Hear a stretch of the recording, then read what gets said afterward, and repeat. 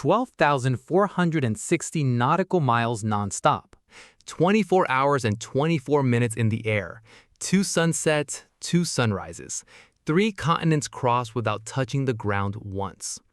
In the last week of July 2026, an Airbus A350 took off from Melbourne and landed in Toulouse, France.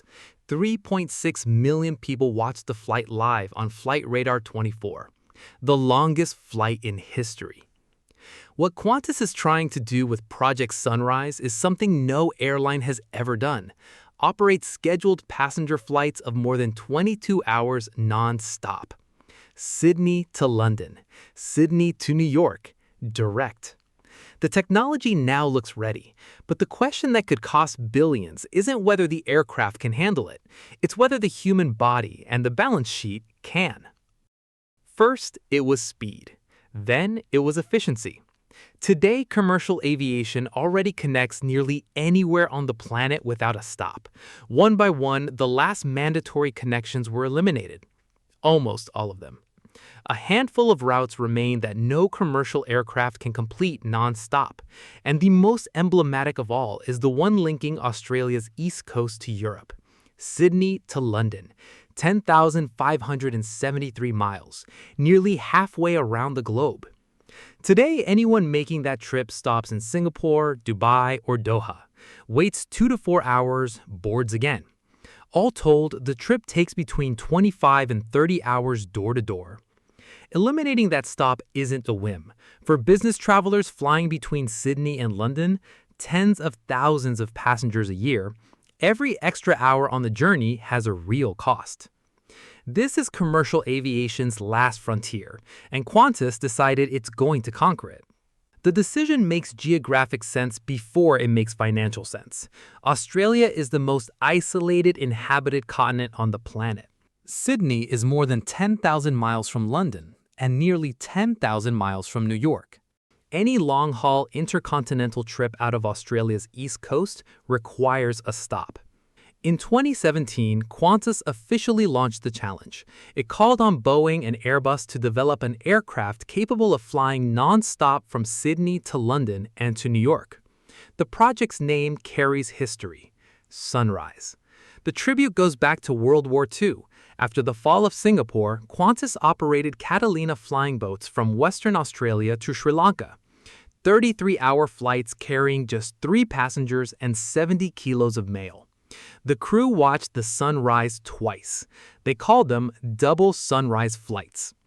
Nearly 80 years later, Qantas wants to repeat the feat, only this time with 238 passengers, 4 classes of service, and a menu designed by one of Australia's top chefs.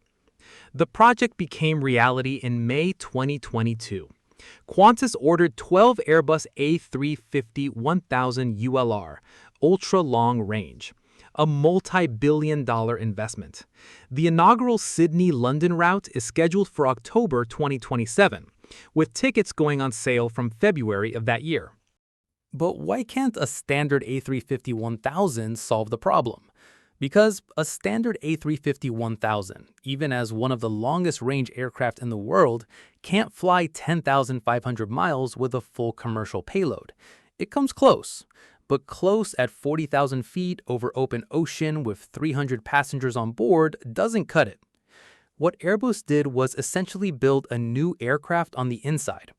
A central fuel tank was integrated directly into the fuselage structure, adding 20,000 liters of kerosene. The fuel system was redesigned, the galley cooling architecture was reconfigured, certification with EASA, Europe's aviation safety agency, required its own dedicated test campaign. The result is an aircraft with a range of more than 11,000 miles, enough to fly from Sydney to virtually any city on Earth. From the outside, it's indistinguishable from a standard A350-1000. On the inside, it's practically a new variant.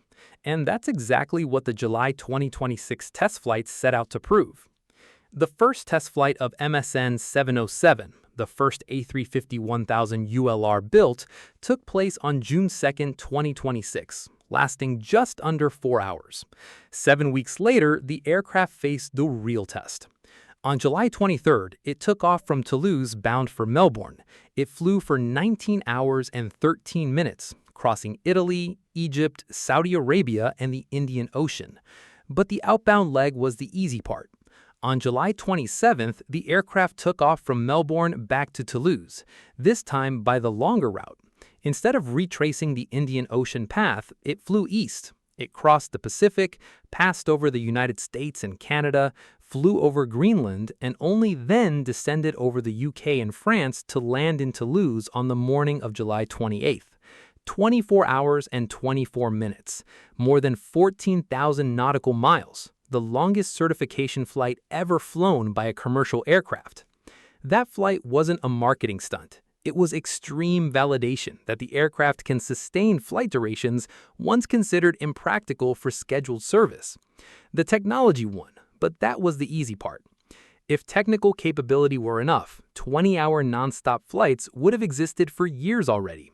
Airbus's A340-500 flew the Singapore-Newark route back in the 2000s. Singapore Airlines operated it from 2004 to 2013. It worked technically. They canceled it anyway, not because of a mechanical failure or a financial one. The ability to fly isn't the same as the viability of operating, and viability runs into two obstacles no engineer can solve with titanium and carbon fiber: the human body and the math of yield per seat. Past 20 hours seated in a pressurized cabin, the human body starts to protest. Pressure equivalent to nearly 8,000 feet compresses blood vessels and reduces oxygen absorption. Humidity drops below 20%, half that of a desert. Circulation in the legs slows, and the risk of deep vein thrombosis rises measurably with every hour of immobility past the 10th. Passengers can experience dry eyes, dry mouth, and general discomfort in the low-humidity cabin environment. There's cosmic radiation. At cruising altitude, exposure is 100 to 300 times higher than at sea level. And there's jet lag. Crossing 10 time zones at once throws off the biological clock in a way researchers at the University of Sydney estimate takes 1 to 2 days to fully correct. The human body wasn't built to spend 20 hours in an aluminum tube traveling 560 miles an hour.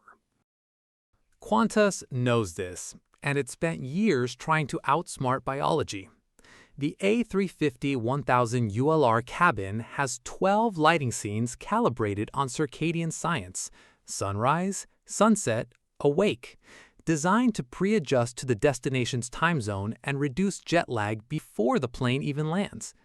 Between premium economy and economy sits something never before seen in commercial aviation: the well-being zone. Sculpted panels with built-in handles for stretching, a guided on-screen exercise program, a hydration station, and premium snacks. Qantas worked with researchers at the University of Sydney's Charles Perkins Centre to develop movement, hydration, and nutrition protocols tested on experimental flights even before the pandemic. Economy seats have 33 inches of pitch, an inch more than Qantas's own A380 standard, with multi-layer memory foam and Pilbara wool upholstery. Premium economy offers 40 inches, with redesigned headrests and leg and foot rest system that moves with the body while reclining. But what if it works? If it works, the map of world aviation changes. New York to Sydney becomes viable, Paris to Perth, London to Melbourne, Sao Paulo to Sydney, a route that today requires 2 connections and more than 30 hours, could become a direct flight of 19 to 24 hours. Qantas has already ordered, in addition to the 12 ULRs, another 12 A350-1000 LRs under the so-called Project Fish, announced in August 2023. If Sunrise proves that ultra-long-haul flights generate sustainable financial returns, that expanded fleet could open routes nobody even considered possible 5 years ago. Today, we know the aircraft can do it. Technology has beaten geography. Now comes something far harder to solve. Will economy passengers be willing to stay 20 hours without stepping off a plane? Will executives keep paying double for a business class seat when a 2-hour layover in Singapore costs half the price? That's a question no certification tests can answer.